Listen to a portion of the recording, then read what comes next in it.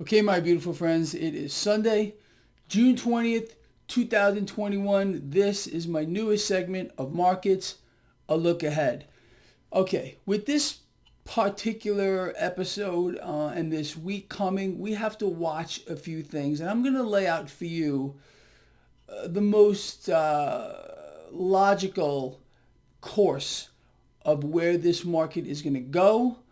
Also cryptocurrencies, gold, crude oil, and Fed talk. So, let's start off with the Federal Reserve. We heard from none other than the Lex Luthor of the Federal Reserve. This is Neil Kashkari over the weekend. I don't know if he was floated out or how they end up working this, but Lex Luthor here explained that there will be no rate hikes until, are you ready? At least 2023. I mean, really, a big fat duh here. I don't care. Again, the Federal Reserve is doing what they always do. They send out one freak saying one thing and another freak saying another thing. But what you and I need to do is very simple. What do we believe? Having an understanding of the current environment and what the Fed is trying to do, what do we understand to be the most logical path? Okay, it's not hiking rates anytime soon, next year, like Bullard said. Bullard is full of bullshit. It's not happening. And even if, like I said, let's again touch on that. Let's say Bullard is right and Lex Luthor is wrong. Okay, if the Fed would have just nudged the federal funds rate a fraction of a percent higher, and this is what would happen in that kind of a scenario, does that mean that the Fed is going to stop buying assets? Does that mean that the Fed is not going to continue to inflate on an epic scale? Absolutely not. They're going to continue what they're doing. But in this case here, you and I, again, need to look at the most likely scenario. And the most likely scenario by miles is the Fed will not raise rates until at least 2023, despite the fact that we are seeing inflation spike at its fastest pace ever. This is by design. You see, you have to understand, the Federal Reserve must maintain some kind of a facade that they're really trying to calm inflation. No, their goal is to inflate, like I've explained to you for years, and we haven't seen anything yet. So, the image, oh yeah, we're gonna taper sooner, or we're gonna lift off sooner than later. This narrative, you're gonna hear it, but it doesn't mean it's gonna happen, and it's not going to. So forget about it. Now, on the back of this talk, we have seen the market, waver around a little bit here. We are still near all-time record highs with regard to the stock market. I want you to understand that. There's a lot of people, again, every time this market sells off a couple of 100 points, my email box lights up like a Christmas tree. Oh, Greg, this is it. Market's going down. Get out now. I mean, please, people, I don't know where you guys and maybe some girls are coming up with this kind of a thing, but it's just not so. Again, the Fed is going to continue to inflate. And on the back of that, so is the market. But at the same time, you have to understand, the market does waver around, and we have not had a real correction or a pullback in a very, very long time. I said recently, I would welcome that. Now, with that said, let's move forward. I would not be surprised to see this market either fall under pressure or not do too much this week. And I'll tell you why. Let's look at that dollar. Off of the back of the prospect that the Fed might be raising rates sooner than later, it's not going to happen. We have watched this dollar literally take off. I mean, the moves that the U.S. dollar made higher last week were pretty profound, in my view, eye-popping. And how does that work for other things? Well, Gold and silver fell under pressure. Cryptocurrencies fell under pressure. I would expect to see that trend remain this week, as long as the dollar stays where it is. Or the dollar could even gain some strength this week. It's out of control. But the trajectory for the dollar long term, if you look at a long term chart of the U.S. dollar, you will see it is in a downward spiral. Okay, nothing goes straight down or straight up without moving around a little bit, and the market is somewhat fearful after what happened this week with the Federal Reserve. And how do we know that? Knee-jerk higher in the dollar, much higher, and the move in the 10-year yield has been, I would say, pretty profound as well. We watched that 10-year yield drop. When you see that, when you see dollar strength and the 10-year yield drop, that's a clear sign of fear. And we've seen that reflected in the market. We've seen stocks fall under some pressure here. And while we're on the topic, need to pay attention to the dollar index or the Dixie. And you can see this in real time right on my website, traderschoice.net. And the 10-year yield, also real time on my website, traderschoice.net, top of the second page. I set all this stuff up for you on my website so you can stay ahead of the market. You don't have to go searching around. It's all there for you. So with that said, this market this week really is going to depend on what the dollar does and what the 10-year yield does. If the dollar gives up some of its gains and we see the 10-year yield rise, well, what does that mean?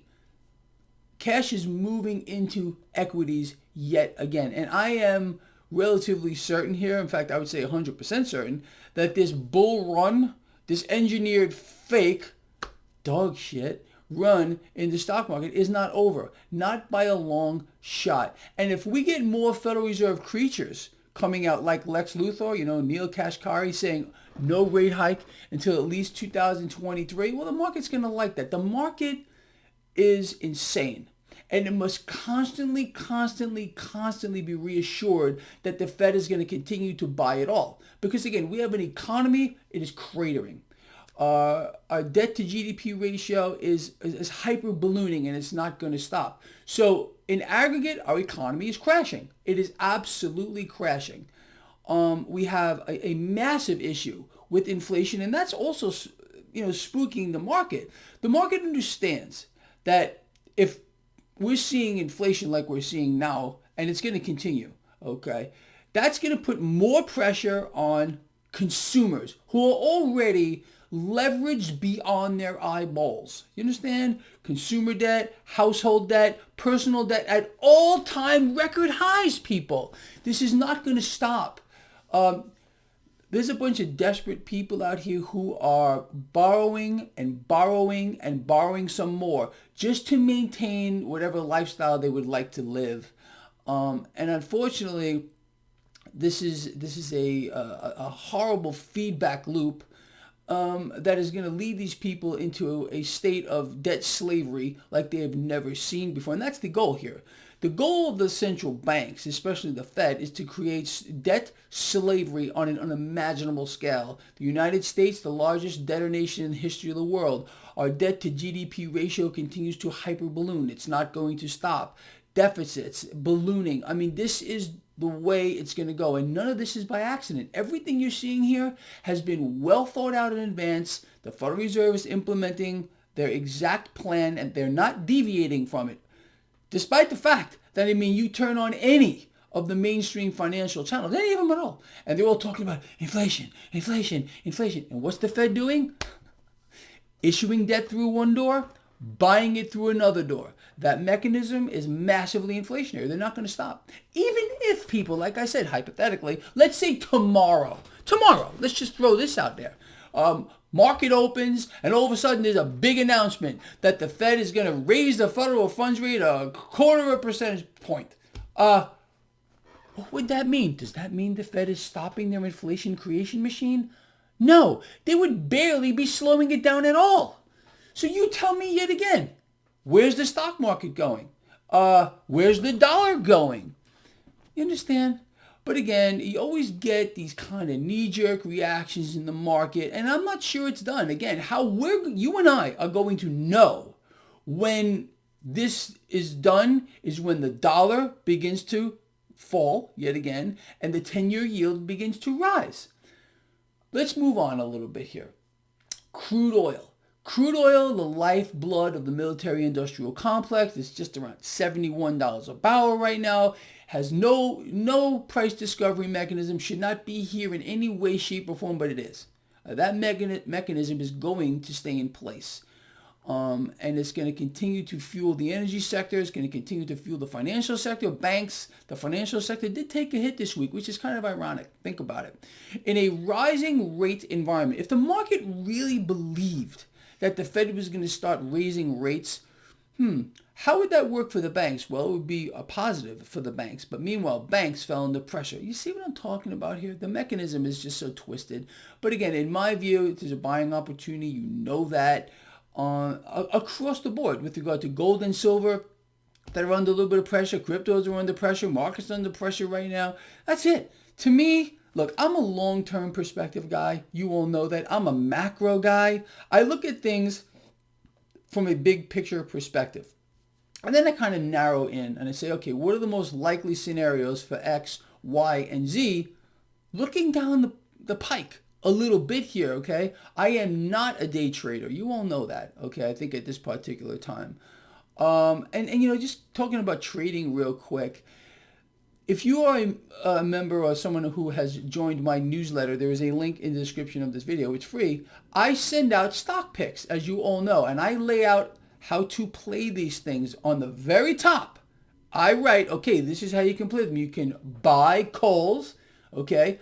But I would not recommend doing that. If you were selling puts onto this market, you don't give a damn, especially if you're doing, like I said, at least 20% out of the money. If you're selling these kind of puts, you're still doing fantastic. Every single trade I have made as of late where I have sold puts, they're all doing fantastic. I just closed one on JP Morgan and closed on its own and let it expire worthless. I made 100% profit on that trade, okay? And then you got to learn how to set up credit spreads. Anyway, you all know that. People, I'm doing my best here. I'm working my absolute hardest to keep you on top of this market. Really. It's a goal of mine. I've told you this since forever that I will never let you down. And if you've been listening to me, as opposed to a lot of other guys over the past, I don't know, let's say even 5 years, they've all been saying the market's going to crash, it's over, get out, don't buy cryptocurrencies. You've lost. You've lost here. Even with Bitcoin right now at like 34,000, when I said to buy it around 3,000, you've done really well. As a matter of fact, and you all know this, the only crypto I am underwater on right now is Dash. And I still believe in Dash. Right now it's under pressure. I think it's 144, whatever. I don't give a damn. You all know that too. I will keep adding to that position. I really feel that cryptos are going to turn around. And look, this is my opinion. You're allowed to have your own too. If you think I'm completely wrong on this space, there's no reason for you to be in it. You don't have to do that. There's no guarantee of anything in life. But to me, there is opportunity here across the board with regard to cryptos. You got to get out of the dollar. You know that. You got to be in gold and silver. You know that. Especially silver. Okay, let them play their games. We watched gold and silver take a pretty big hit this week. Good. They're going to do it. That's fine. We're going to do what we got to do too because we understand the current environment.